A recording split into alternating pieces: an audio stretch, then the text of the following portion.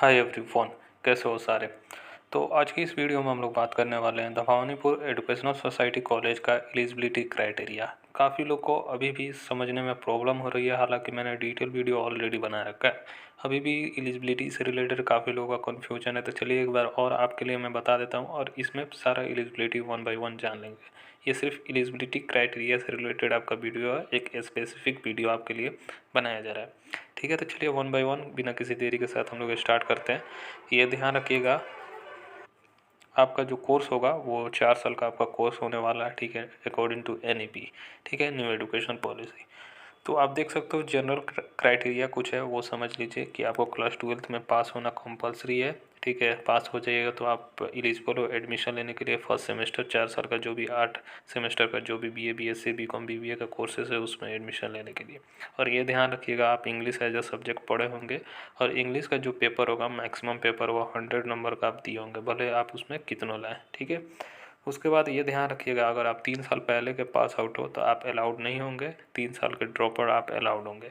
तो 2021 तक जो पास आउट है उनको अलाउ किया जाएगा, इनका मोटा मोटी कहना ये है।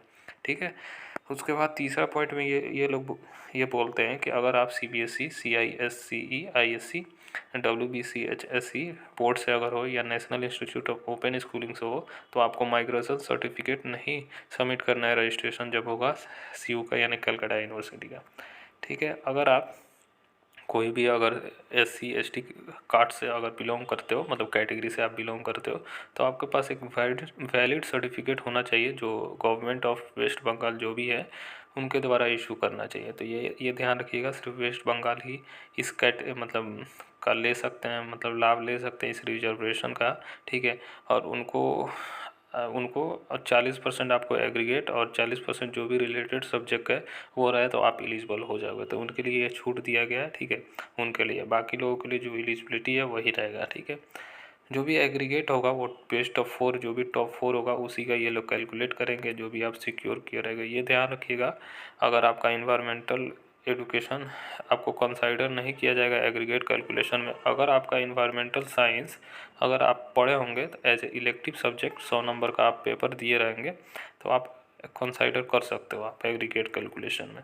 ठीक है, अब additional course specific criteria for admission also apply kindly read below. ठीक है, तो अब एलिजिबिलिटी क्राइटेरिया पे अब हम लोग आ जाते हैं। ठीक है, तो अभी हम लोग BCom ऑनर्स का देख लेते हैं। तो BCom ऑनर्स के लिए काफ़ी लोगों का रहता है, तो आप ध्यान से समझिए। ठीक है, अगर आप BCom ऑनर्स में आप लेना चाह रहे हो एडमिशन तो आपको 50% आपको एग्रीगेट चाहिए। ठीक है, बेस्ट ऑफ 4 में, यानी 50% आपको बेस्ट ऑफ 4 में आपको परसेंटेज रहना चाहिए और 45% जो रिलेटेड सब्जेक्ट रहेगा उसमें रहना चाहिए, जो भी आप क्लास 12th में लिए हो गया। दूसरा कॉम्बिनेशन अगर आप फुलफ़िल कर लेते हो तो अच्छी बात है। ठीक है, तो दूसरा में आप अगर आपका 55% कोई भी रिलेटेड सब्जेक्ट में रहे तभी भी आपका एडमिशन हो सकता है। तो दोनों में कोई एलिजिबिलिटी फुलफ़िल कीजिए तो आपका हो जाएगा। अब बोलिएगा भैया रिलेटेड सब्जेक्ट क्या है, तो इन्होंने ये रिलेटेड सब्जेक्ट का लिस्ट दे रखा है। अकाउंटेंसी पढ़े होगे तो अकाउंटेंसी आप रिलेटेड सब्जेक्ट को ले लो। अगर ठीक है, एग्रीगेट अगर आपको 50% है और रिलेटेड अकाउंटेंसी में 45% है तब भी ले सकते हो, या अकाउंटेंसी में सिर्फ 55% आपका पास है तो आप एलिजिबल अप्लाई करने के लिए। यह ध्यान रखिएगा, इससे कम होगा तो आप एलिजिबल नहीं हो। बाकी business economics including business mathematics, business organisation mathematics, business economics भी रहेगा तो आपका हो जाएगा, मैथमेटिक्स भी रहेगा। तो जितने ये सब्जेक्ट इसमें अगर आप कराए रिलेटेड सब्जेक्ट में तो हो जाएगा। होप ये चीज़ें क्लियर हो चुकी हैं। अब चलते हैं BBA के लिए। BBA के लिए भी अच्छे खासे जनता जनार्दन है, इनके लिए भी हम लोग बात कर लेते हैं। थोड़ा सा मैं एक फ्रेम में ला दूँ इसको,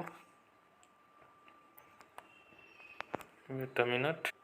चलिए कोई ना, मैं दिखा दूंगा थोड़ा नीचे।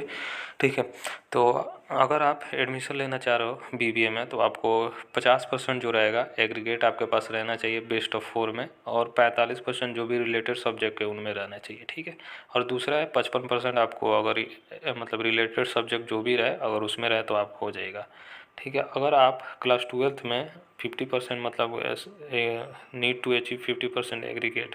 ठीक है, in order to apply not study in class 2 if the candidate has not studied the subject in class 12, she need to achieve 50% mark in aggregate in order to apply for BBA। तो इन्होंने ये बोला अगर related subject अगर आप नहीं पढ़े होगे, ठीक है, तो आपके पास अगर 50% भी रहेगा तो आप आराम से आप एलिजिबल हो जाओगे। तो इन्होंने ये बोला, ये अच्छा बात है BBA वालों के लिए।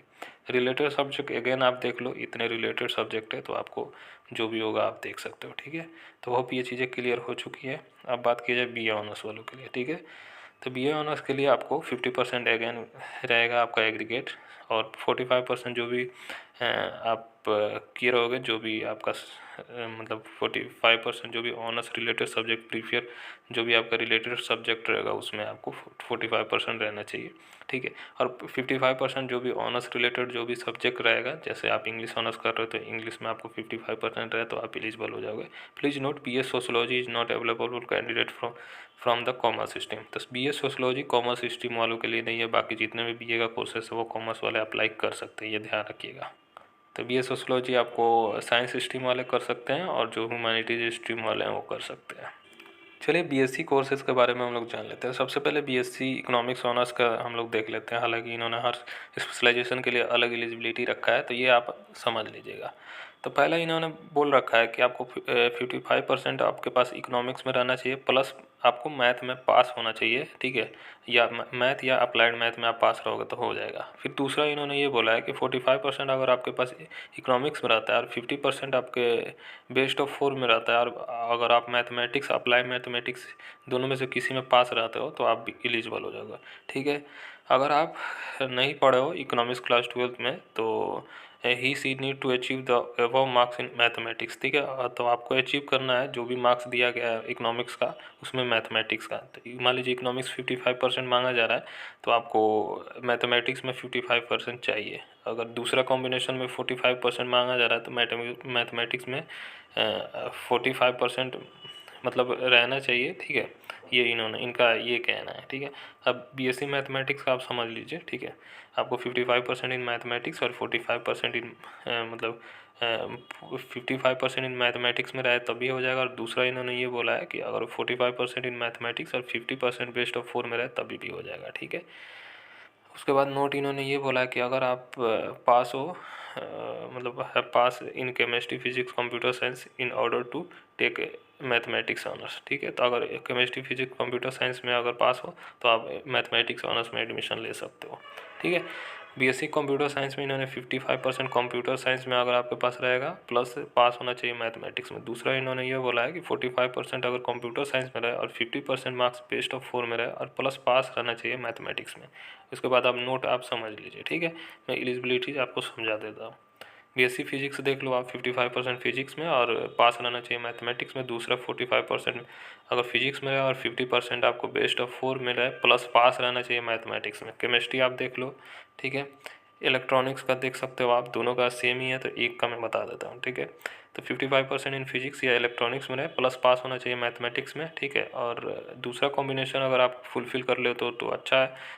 45% मार्क्स इन फिजिक्स और या electronics plus 50% marks in best of 4 plus past in mathematics में भी रह चलेगा, ठीक है। तो ये और दिया गया है, तो ये नहीं कि दोनों आप एलिजिबिलिटी फुलफिल करोगे, ऐसा कुछ नहीं। एक दोनों में से कोई भी आप एलिजिबिलिटी फुलफिल कर लीजिएगा तो आप हो जाइएगा, ये ध्यान रखिएगा। तो होप ये चीज़ें क्लियर हो चुकी है, ठीक है। फिर भी कोई कन्फ्यूजन हो रहा है एलिजिबिलिटी से तो आप हमें बताओ, मैं आपको रिप्लाई कर दूंगा। हालांकि अब आपको कन्फ्यूजन नहीं होगा, ठीक है। तो आप अभी अप्लाई कर सकते हो, आपके पास अच्छा खासा टाइम है, कोई डेडलाइन अलॉट नहीं किया गया है, ठीक है। पर कोर्सेज़ के लिए 750 आपको पेमेंट करना होगा, ये ध्यान रखिएगा, ठीक है। तो चलिए गाइस, फिर मिलते हैं नेक्स्ट वीडियो में, तब तक के लिए बाय, टेक केयर।